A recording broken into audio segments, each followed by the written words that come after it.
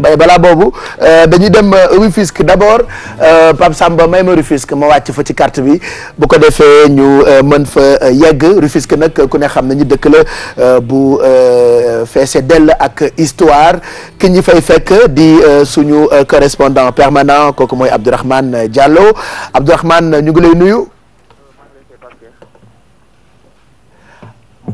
Abdourahmane Diallo qu'on est en train de joindre de l'autre côté bu ko defee mu indil ñu ay xibaar yu ñu mën a jàpp ci dëkkub Maam Kumba Lamba Abdourahmane defe naa ñiy seetaan ñu ngi dégg peut-être ñun ñoo déggul fii à notre niveau naka Rufisque. waaw ñu ngi ci jàmm Pape Cheikh. mbaa jàmm nga fanaane. waaw sant yàlla bu wér. ayca lu ñu mën a jàpp ci ay xibaar foofu ca Tëngéej Abdourahmane. li ñuy tàmbalee mooy wàccaayu déguerpissement bi nga xam ni dañ ko bëgg a amal fii ci Rufisque loolu nag le 20 bi lañ ko bëggoon amal léegi dàq nañ ko ba le 3. maanaam ñëpp ñi nga xam ni dañu lal ci booru tali bi ñoom la mairie ville bi bëgg a génne waaye nag luy problème bi mooy ci recasement bi nga xam ni foofu lañu leen bëgg a teg foofu ñi dëkk ci bërëb boobu noonu daanaka ànduñ ak li ni mel parce que terrain lawbe bu nekk Colobane fa lañ leen bëgg a yóbbu te ñu dëkk ci gox boobu ñooñu pare guñu pour accueillir population yooyu waaye tamit ay seen yi nga xam ni ci bërëb boobu foofu la ñuy entraîné wu ñoom it fu mu ne nii. waaw dégg nga lu waxee nii ba kenn du ko dégg. loolu mënul nekk bay seen terrain. waxoog ay xale de ay mag jëmm ngay wax. dégguma la baax. xale yu xëy sangu set ñëw liggéey si julli pour waxtaan ak waa réew mi Babacar nga toog foofu te ginnaaw naan non Abdourahmane nii lay waxee moo tax kenn mënu ko dégg vraiment c'est yaa ngi tooñ Abdourahmane. waaw Babacar moo la bëgg a tooñ quoi xam nga moom moo yokkul woon. nee na ni mu wàññi ni wax ji wàññeekoo noonu yow yaay waxee noonu moo tax wax ji wàcc. waaw léegi dinaa fexe. Babacar daf lay tooña. non dinaa fexe ba yëkkati baat bi xam naa ci yeewu leen moo fa yee quoi. ayca àggalil ak leneen lan la ñu mën a jàpp foofu ci Rufisque. waaw fële ci Bargny fu mu ne nii ñu ngi ci festival Bargny rythme sur mer. loolu nag dañ ci amal aussi benn foire artisanale waaye tamit ay manifestation aada ak cosaan lu mel ni ay gumbe waaye tamit ay rajat ñoomi seen loolu yëpp dafa bokk aussi ci wàccaayu sommet francophonie bi ci sommet francophonie boobu tamit ci semaine bi ñu génn nii tamit amoon na benn forum littéraire bi nga xam ni amalu dañ ko ci mairie ville bi loolu nag dañu doon revisiter ay œuvre doomu Tëngéej ñu mel ni Abdoulaye Sadji waaye tamit Ousmane Socé Diop. bu ñu jógee ci ni mel dañuy dem fu mel ni Diamniadio foofu tamit boo xoolee engouement bi amagul ci affaire sommet francophonie bi ndaxte amul ay manifestation yi nga xam ne jot nañ ko nemmeeku foofu waaye nag bu ñuy wax ci lu jëm ci wàllum njàng mi ci école primaire yi nga xam ne ki nga xam ne moom mooy inspecteur bu nekk ci gox boobu mu ngi xam le ni lu toll ak 54 enseignants soxla nañ ko ci bërëb boobu noonu Fatou. d'accord kon loolu la ñu mën a jàpp foofu ca Tëngéej di la gërëm bu baax Abdourahmane Diallo yaa ñu fa teewal toute la journée mën nañ la déglu ci rajo bi wala ci site bi www.gfm.sn merci et bonne journée ñu ngi nuyu waa Tëngéej ci yëpp ndax ñu ngi àndandoo ak ñun ci télévision Futur Média 8h15 ñu jàll léegi ci seen rubrique parmi nous.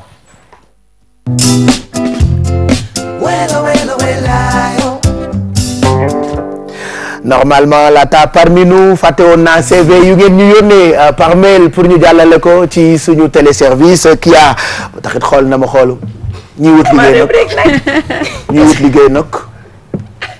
liggéey nag ok mais Kouthia yabaate est-ce que seetaan ngeen Kouthia démb Kouthia du nit de Kouthia nañu ko ñaanal nañ leen ñaanal Kouthia Kouthia xanaa daa am lu muy fóon buy def. Kouthia soo ba étouffé dana ma yóbbu. nañu wax ci Kouthia. di fay ngeen nem rek. déedéet te ñu ko kii internet ji. ba xam wala tuuru tubaab bee ko jàpp. rabu tubaab bee ko dugg. wax leen ci Kouthia. te ma ci wax jàmm sax te xam ne Kouthia. waaw wax leen ci Kouthia rek. liggéey rek lay def xam nga dañu may wax ni bonne manière bokkul ci di woo nit balaa muy décrocher ngay ree.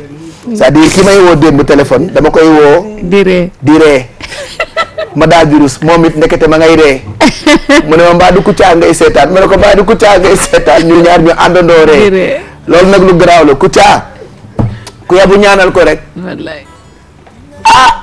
yéen amu leen Kouthia démb be déedéet. bon deuxième mi-temps ñu teg ko parce que mënu ma ci sori quoi su ma ci waxee tem Alfi xool ma te xam naa seen jikko mais li ko caa def ah xamu leen lu ko caa def. lu mu def yéen a ko gën a seetaan. yéen a ma gën a xam. dañu waay xamu leen lu ko caa def dem. wax ñu ah da ngeen génnoon ñu ñëpp àndoon génn wax ñu. Kouthia xamu leen lu mu def. wax ñu. deuxième mi-temps ñu may leen ko désolé alors kii jot nañu ay CV yu bëri nga tànnaat ci ñaar yoo xam ne ñi dañu koy jàllale léegi nii ci Jóg Job. Oui Pape Cheikh, donc on démarre avec le CV de Sagna Nima donc qui a un niveau d'études de CM2. Elle est cuisinière et babysitter de profession avec 8 ans d'expérience professionnelle. Elle sait bien entretenir les enfants. Elle sait très bien aussi faire la cuisine sénégalaise et européenne dans de bonnes conditions d'hygiène. Elle a travaillé dans des restaurants et dans plusieurs maisons de personnalités comme cuisinière et dans une garderie d'enfants. Pour toute information complémentaire, donc vous pouvez la contacter par mail. Elle a des capacités donc de travailler en groupe, aussi des capacités de maintenir de bonnes relations avec les personnes et clients. J'ai mis son numéro de téléphone parce que sûrement elle consulte très rarement son mail. Donc, et c'est une personne qui a forcément, enfin, qu'on peut contacter. Je commence par moi, je l'ai déjà fait. Et je pense que d'autres personnes seraient intéressées par son profil. Ce sera au 77 506 64 31 ou également par mail à may-sagna@yahoo.fr. Poursuivons avec le CV de Alassane Ka qui a une licence complète en droit privé à la faculté des sciences juridiques et politiques de l'université Cheikh Anta Diop de Dakar en 2012. De 2013 à 2014, il a eu un master 2 donc en droit économique et notarial, spécialité banque à la faculté des sciences juridiques et politiques de l'université Cheikh Anta Diop de Dakar. Pour ses expériences professionnelles, donc Alassane Ka, il n'en a pas. Et pour le contacter, ce sera par mail à k.alassanecollet@yahoo.fr. Pape Cheikh, j'ai été attirée par le CV de Alassane Ka, donc qui a eu un parcours scolaire très riche, d'accord. Donc il a eu à faire beaucoup de formations dans le domaine donc du droit. Il a fait du droit privé, droit économique et notarial. C'est un jeune. C'est un jeune par rapport à son âge. Il a fait son cursus scolaire est très riche. Par contre, il n'a pas d'expérience professionnelle. Et j'en ai parlé pas plus d'une fois. Même si c'est un petit job, il faut le faire. Aujourd'hui, pour quelqu'un qui a le même niveau d'études que vous et chaque année qui a effectué des stages dans des entreprises, a plus de chances d'être recruté. Alors, il faut tenir compte de ça. Ne pas se dire que c'est un petit métier, il n'y a pas de saut métier. Il faut faire, peu importe le boulot, tant que ça reste dans la réglementation, il faut le faire. Ça vous aide dans votre CV et puis ça vous permet d'avoir ce qu'on appelle une culture d'entreprise. Lu mu tuuti ak foo mën ci liggéey, même bu dee benn stage par rapport à un petit poste, def leen ko, même bu fekkee c'est pas rémunéré, faites-le, ça vous permet d'acquérir une toute petite expérience. Je dis petit, mais c'est grand après parce que ça vous sert dans plusieurs choses. Pour ces personnes qui nous envoient leur CV et qui n'ont pas réellement d'expérience professionnelle, je leur demande de se lever et d'aller chercher un job. Voilà. N'importe lequel. Même bu fekkee ci restaurant la mën nga jàng am droit mën nga jàng am sa diplôme en droit amagoo liggéey même bu dee par exemple ci restaurant ngay liggéey comme serveur, ça te permet nga mën a xool ndax mën nga liggéey en équipe. Est-ce que mën nga muñ? Parce que li ngay fekk amul liggéey bërëb liggéeykaay bu mu mënti doon. Foo dem rek même en ambiance bi la. Donc du coup ça te permet de te former. Man je suis passée par un centre d'appel et par exemple côté stress, côté ni ngay liggéeyee et tout daf lay former de telle sorte on nous appelait les esclaves modernes. Parce que liggéey bi metti woon na mais après boo si jógee si xale foo mënti dem da nga fay xaj. da ngay am jom da ngay am jom pare da ngay mën a liggéey ci pression. C'est important liggéey lu mu ndaw dem leen ngeen def ko. moo doon toog di xoole. naka la ko tubaab bi waxee il n'y a pas de. saut métier benn liggéey jarta xeeb. bi ngay xam ni boo demee bitim réew comme bii su jànk la woon chez ma tante à Paris n'est-ce pas. Elle a nettoyé sama ay cousins yu ndaw ak samay cousines qui ont grandi maintenant. ak seen tonton. Pas ak seen tonton quand même mais elle exagère cette fille. Allez soxla bu teew ay nelaw.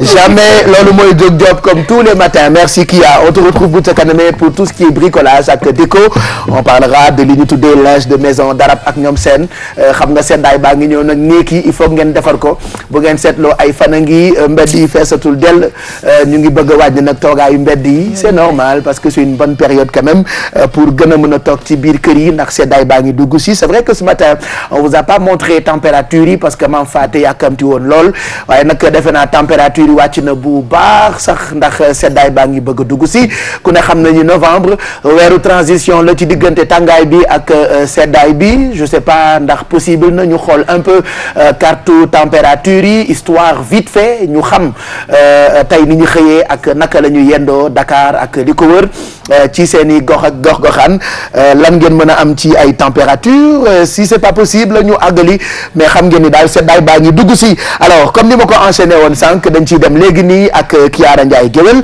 alors Kiara ce matin tu nous parles des antiquaires de Toubab Dialaw c'est ça? Voilà, plus précisément comme je disais tantôt qui mieux que les gens qui travaillent avec les étrangers peuvent nous parler de ceux qui sont parmi nous et ça fait un bon moment que je m'intéresse au milieu des antiquaires et bon antiquaires dans le sens strict de gens qui travaillent dans l'art donc avec le tourisme et après on va voir aussi tout à l'heure pourquoi le mot antiquaire ça s'est développé différemment et donc dans plusieurs endroits ici à Dakar Yoff Ngor tous les zones touristiques Mbour Saly et Toubab Dialaw Toubab Dialaw que comme on sait c'est au sud de Dakar entre Bargny et Popenguine sur la petite côte c'est un petit village Lébou que moi je dirais être magique il y a quelque chose de spécial à Toubab Dialaw voilà on peut voir les reportages et écouter ce qu'ils nous ont raconté une dame et un monsieur après on se retrouve ici on va découvrir voilà un petit plus de choses.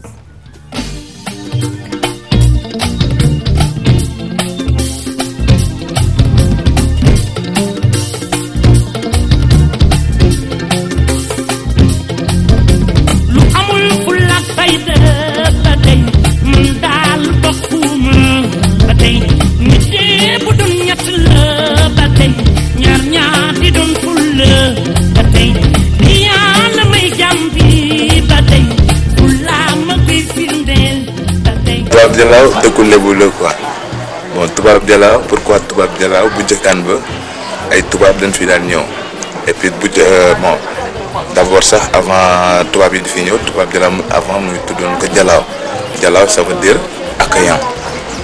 C'est ça. Voilà et puis avant comme tubaab yi dañ daan ñëw Toubab Dialaw boo di fi andi seen voilier yi moo doonoon village bi gënoon a dox si wàllu commerce à l'époque avant colonialisme quoi bon en fait bi fi tubaab bi di fi ñëw ndànk yeneen village yi nga xamante ni ñoo nekk si autour bi si yeneen dëkk yi village yi di wax naan mais yéen a ngi gis Toubab Dialaw ay tubaab yi dem fële si Dialaw. ñun nag ay femmes antiquaires lañu ñoo nekk fii ci village bi ba tey di fi liggéey di jaay collier yi wàllu tourisme bi nag fu mu toll nii ku ne xam ne nag tourisme léegi doxul Sénégal surtout ñun suñu place bi nga xam ne fi la ñu nekk tourisme daf daan am ñu daan jaay daan am mais fi mu nekk nii tourisme bi doxul. kenn du la gàll ci dara de boo ca génnewul dara booba ku laajitul ci dara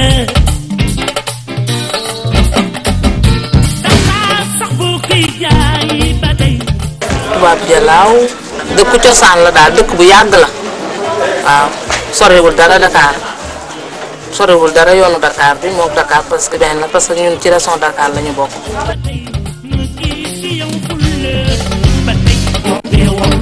looy wax ko ci fu la ko dee jël.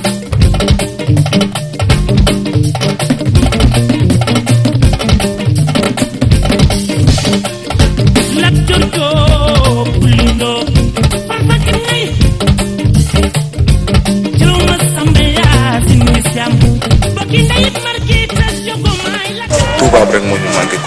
tourisme bi dafa war a dox ñu ñoo war a xool nag bon lan la laaj ko ñu doxal ko mais tourisme war na fi bari quoi franchement parler parce que Toubab Dialaw c'est propre rafet na bon village bu tranquille. ku ne xam na ne tourisme bi léegi crise bi fépp la am ci Sénégal rawatina ñun suñu bopp bi nga xamante ne mooy village Toubab Dialaw tourisme amatu fi yeneen village yi peut-être ñoo ñuy tane mais fii moom dara doxatu fi léegi ndax tourisme bi léegi fépp la am problème fi mu ne nii dañuy toog weer duñu gis dara duñu gis benn tubaab bu ñu jaay rawatina jamono yi nga xam ne dañuy wax feebar fu nekk tax na ñun gisatuñu dara ñu ngi nii toog nañ fi presque weer gisuñu benn tubaab bu ñu jaay heure bi daan fekk fii day fees del hôtel yi dafay fees del mais fi mu toll nii amul dara dañuy xëy nii rek yendu fi parce que tàmm nañ ko habitude la ci ñun mënuñu rester kër ga parce que mënuñoo toog kër ga te ñëwuñu fii waaye dañ fiy ñëw yendu ba ngoon jot ñu dem ñibbi.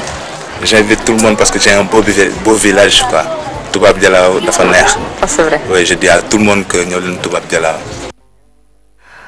Voilà, donc un reportage réalisé par Chiara elle-même, les étrangers qui sont parmi nous, leur relation avec les antiquaires, c'est ça? Voilà, comme je disais tout à l'heure, ça m'intéresse beaucoup en fait de voir leur regard parce que les antiquaires, ils fréquentent les touristes et les étrangers par métier parce qu'ils vendent de l'art, donc ils ont cet regard qui est assez proche d'eux.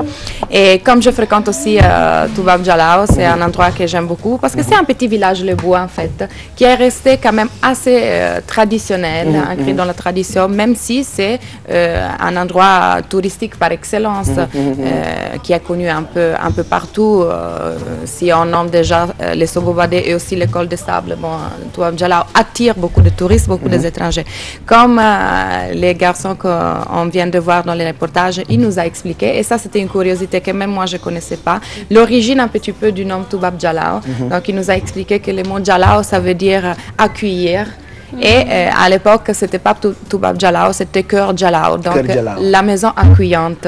Parce que déjà, avant le colonialisme, c'était un endroit de commerce, donc les Européens étaient habitués à arriver, à aller là-bas.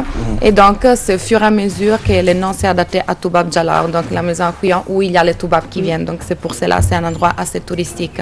Et j'étais curieuse en discutant un peu avec eux, comment... déjà, c'était les des nationalités qui fréquentent le plus cette destination Toubab Dialaw, donc ils m'ont dit que c'est surtout les Américaines. Je pensais par contre c'était les Français.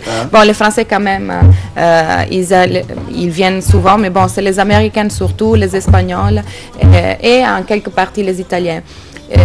Les avis antiquaires que j'ai interviewés, ils m'ont dit qu'effectivement, depuis un certain moment, il y a une baisse de tourisme, donc beaucoup moins des étrangers qui arrivent.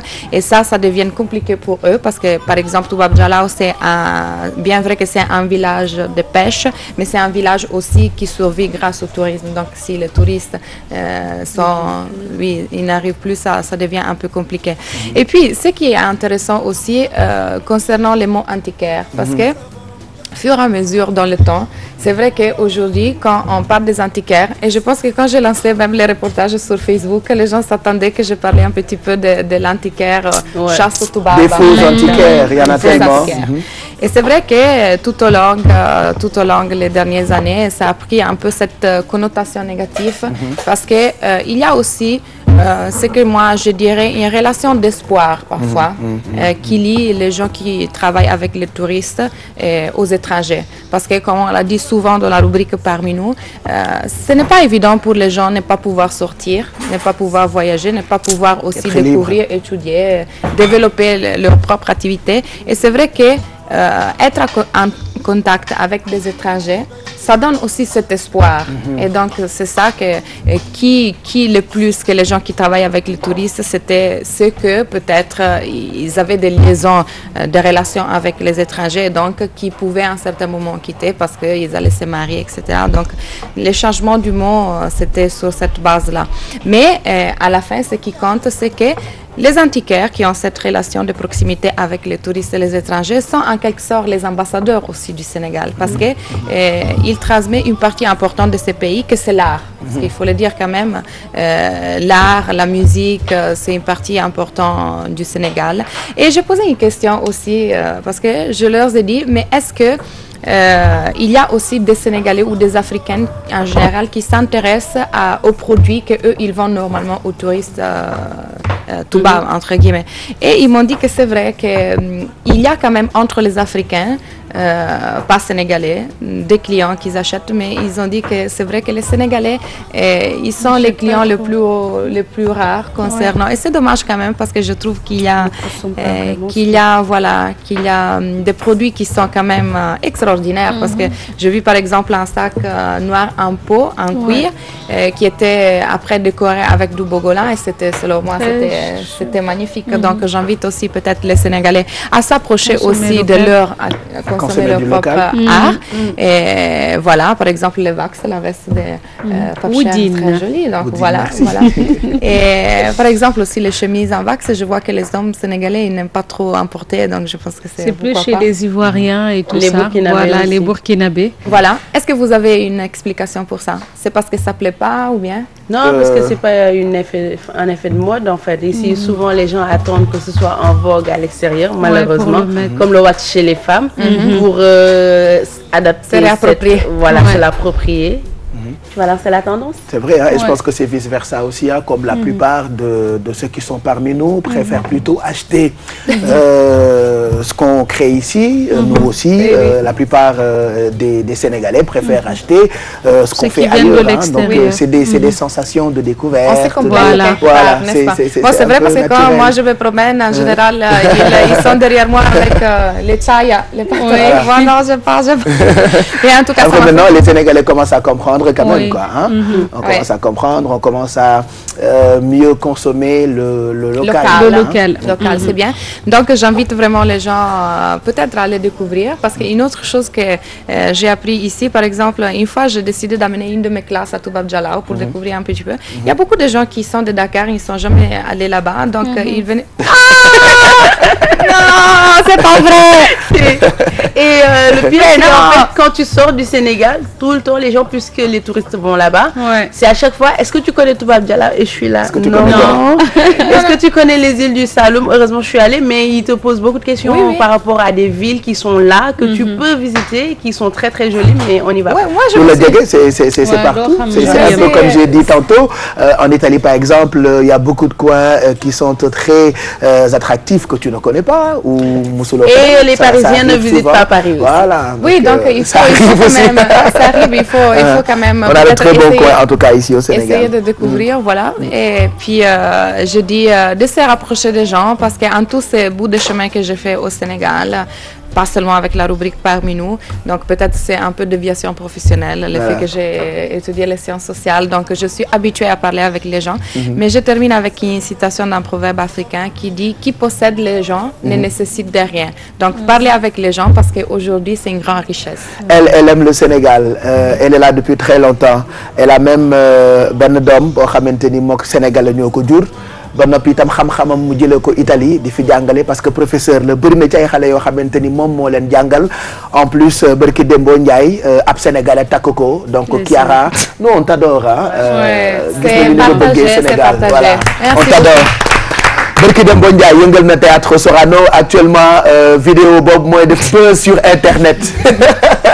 Peut-être demain jeudi dinañ ci wax ci li nga xam ni mooy def actuellement buzz ci internet Kiara daf ci bokk encore félicitations reste avec nous un tout petit peu puisque yi ñuy def bu ca kanamee dina la intéresser Alfie qui se prépare pour suñu salade parisienne et puis El Hadj Mat Mbaye Garmi mu ngi ci ginnaaw àndandoo ak ay ndaanaan ku ci mel ni Adja Mati Thiam Dogo dinañu waxtaanee francophonie ak taxawaayu ñi nga xam ne ñoom la ñu tuddee ñiy def traditionnel bu ca kanamee lay doon ci yeewu leen bi et puis tey laabaan bi ak sëy ak ñoom seen Kiara la ñu ko jagleel Adja Aminta Gueye suñu yaay ju baax jooju moom itam mu ngi ci ginnaaw ma doo waxtaanee blanchiment dentaire linge de maison ak Kia tendance monde ak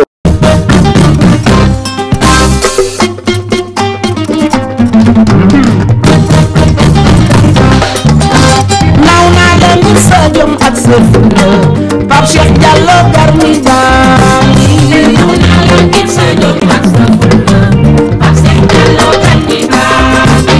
Pape Cheikh Diallo danga bëgg sa réew yaa ngi dundal ak cosaan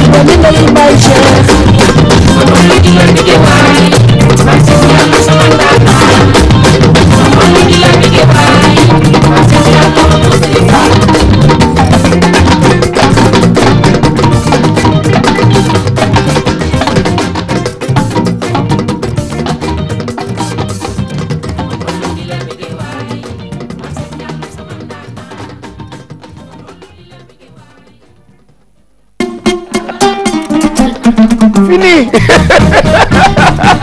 Pape Samba Thiam waaye tàccu leen ma Pape Samba Thiam waaye vidéo spéciale yeewu leen fii ba le 24 décembre chaque jour vidéo bi dafay jàll compile yeewu leen avec cette belle chanson pour marquer 40 ans yu Adjaratou Kiné la Mame Bamba man de yàlla boo def balaa le 24 mbay jàngalaatal ma fecc mënuma ko Mati Thiam dogala bëgg a dosé ak man Mbaye Gar mi jàngal ma fecc bi jàngal ma ko allez je compte jusqu'à 3 dem ba demal ma ci bisu mu jàngal ñu way bi mu jàngal ñu fecc bi s'il te plaît ok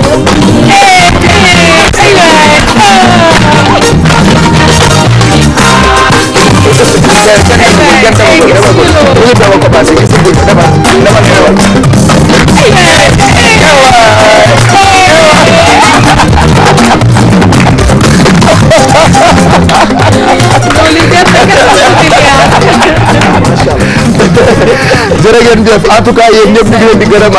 Il faut rappeler que c'est la seule matinale qui vous réveille et qui vous éveille ñaar dañuy boole bis bu jot ñu fàttali leen ko utile ak agréable El Hadj Mbaye Gar mi yegg si nag ci plateau bi xam ngeen ni ñu ngi toll ci sommet francophonie le 27 novembre nag Sénégal yëpp a ngi pare man damaa sonn ci may ma billet may ma invitation damaa bëggoon a dem Sorano ci sargal Abdou Diouf bi ak ndaanaan yi nga xam ne ñoo fas yéene daje foofu waaye nag comme boobu nag ba tey toogul tey moom dañu ko forcer ne ko loo jàppoon ñëwal comme ça nga wax ñu fu événement bi toll mu ànd nag ak ay ndaanaan yoo xam ne ni kenn ki yaay la ci man bu njëkkoon Sénégal dañu ko fayee woon borom bàjjen yu bëri ba noppi itam mère Ferré laa ko tuddee lu tax ndax nag ça fait presque 1 an mu dugg studio dépensé ay millions yu bëri ci ñaari album yoo xam ni daf koy génnee ba noppi itam ci février bi mu ngi préparé guddeem ca théâtre national Daniel Sorano kooku mooy Adjaratou Mati Thiam Dogo moom itam mu ngi toog ak suñu beneen yaay boo xamante ni moom la àndal waaye nag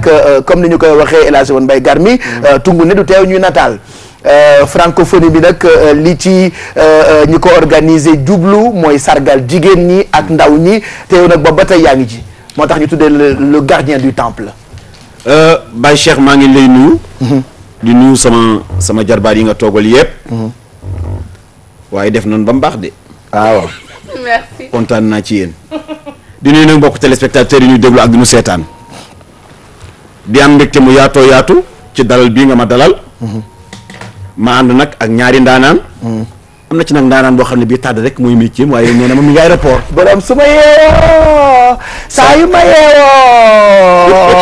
ma yeewoo xaaral ma xool lu may wax balaa ñu may dagg di ma teg di ma def jingle pour yokk promotion saa yu ma yeewoo Pape Cheikh Diallo laay seetaan TFM laay seetaan wax ma bari nga ci balaw waaw damay dem promo tuuti nag kooku nag Baye Cheikh nee na ma sareetuma Amadou Mbaye Gar mi maa ngi aéroport mu nekk nag bés bu mag boo xam ne bii dama ko dëgmal ànd ci ak sama nawle yëpp Baye Cheikh nit ki amulul ay bokkam wallaahi te sama maam dana Amadou Mbaye Gar mi lii baru mbokk moo gën kilo jàmbur déggal li mbaa dégg nga ma dégg naa baax mbay kon bàyyiwuma kenn koo xam ne kile danoo bokk askan wu mag wi nga xam ne mooy askanu Ngéwël te ñu nekk nag ay ndaanaan démb nag dama daje ak ñoom ci njiital Adjaratou Xaar Mbay ma jaaga mi nga xam ne nii dama ko jox cër bu mag ci bés bi ndax ñoom ñëpp mooy seen kilifa bi nu dajee ba waxtaan bi ko sodo maa ma xoolee Baye Cheikh da koo xool ba mu yàgg mu ne ko xaar foog nga ñëw ndax yow suñu la gisee nun dañuy am mbégte wallaahi daal di jooy wallaahi Mati Thiam mii fa la ko fekk sama yaram daw ma xam ne daal dëgg-dëgg mën nañoo xuloo suñu biir waaye ku tàbbi ci biir rek may mën nañ la rey wallaahi dégg loolu loolu askan wi nag fekk leen ñuy xeex nga bëgg a seet waaw dañuy ñafe nag suñu biir wallaahi wallaahi ndax Pape Baye Cheikh dama ne kenn ñëpp bëgg teraanga bu teraanga jotee da nga yaakaar ne yow rek yaa ko war a am loolu dañu koy xëccoo waaye nag bu bëggante jotee dañu war ne ñun dañu bëggante c'était émouvant kon daal bés boobu Baye Cheikh ci fi ma ci toll bëgguma bàyyi benn it ni moo la tey ma ànd ak dëgg-dëgg boo di kumba gawla bu mag bii su wayee di nga xam ne daal dëgg-dëgg ci ndaanaanu gawla yi ci la bokk déggal loolu ça va chauffer aujourd'hui balaa Adja Aminata Gueye ñëw kii nag moo ma yar Adja Aminata Gueye sama yaay la dëgg Aminata Kouromi wallaay ndeysaan Aminata Kouromi moo nu yar wallaay. da daan ànd ak dëgg-dëgg xaar mbeng. ajaratu Ndey Faal. ajaratu dëgg may mun a taabaan. ak abi gànna. ak abi gànna. daan dar ki nga xam ne nii ku mas a xewle ci ñaari tali. boo tëddee bu la laabaanul da nga naan dëgg aw ma laabaan. xam nga Kiara mi dañ ko takk bërki démb. ah Kiara. moo tax ñu bëggoon ko defal surprise. mais ana sër bi bàyyi si après naa ko laaj jox ma la saabu përgal bi kay ana sër comme dañ ko war a laabaan ci dañ ko laaj ndegenaay li rek ak ndegenaay li rek Baye Cheikh daal kon doon laa ubbee di wax ne daal ci kanam tuuti incha allah ma jàkkaarloo sama daanaa ni voilà Adja Mati Thiam Dogo ñu ngi lay gërëm bu baax moom léegi mu def ay at saa yoo ko bëggee invité ci télé ci rajo rek li mu lay njëkk a wax mooy xam nga dafa yaru nag yenn saa yi sax ma ne ko Mati Thiam tax nga dugg ci woy tax da ngaa yaru da ngaa timide lool mu ne ma waaye xam nga rek yàlla baax na boobu nag ba tey yaa ngi studio waaye xam naa ci beneen jotaay lañ ciy gën a wax nga dar sa xarit di Eumane Mbaye Garmi ci sargal président Abdou Diouf jëm ci sommet francophonie bi defe naa nag guddi googu Adja Mati Thiam seen guddi la. waaw dëgg la Pape Cheikh Diallo. ndax loolu defe naa ni guddi géwél yi la. rawatina ku mel ni président Abdou Diouf. ñu ko ciy sargal. loolu dañ ciy sawar ñun ñëpp pour jàpp ci. bés bi daal suñu bés la. na ko ñëpp déglu na ko ñëpp teewe na ñëpp ñëw woonan ñëpp. waaw Mati Thiam defe naa ni yéen a ngi répété. waaw ñu ngi répété. ndax Garmi. président Abdou Diouf. dafa neex a way. dëgg la. ndax Teneng Gueye Massar man 96 damaa génn sama première cassette. kenn xamaguma. ndeysaan. feeñaguma fenn mu defal ma ordre national de mérite. muy souvenir bu mag ci man. la nga wayoon te boobu dama doon door rek nag. booba kenn xamaguma. loolu rëy lool ci man. kon nag kooku defe naa ni tey buñ koy sargal. man am naa ci wàll. ñëpp am nañ ci wàll. ndax ku xam nag valeuru ndaanaan la. ku xam suñu valeur la ndax kuy doog a génn première cassette nga defal ko ordre national de mérite. da nga ko encouragé. moom dafa xam ni président mooy protecteur des arts.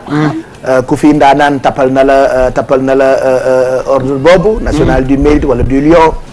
tapal na ko sama papa Mansour tapal na ko Adjatou Kiné la Mam Bamba. mais Baye Cheikh doguma la. barki dem wàcce ci aéroport. ba Mansour may dugg ci hall bi. wallaay.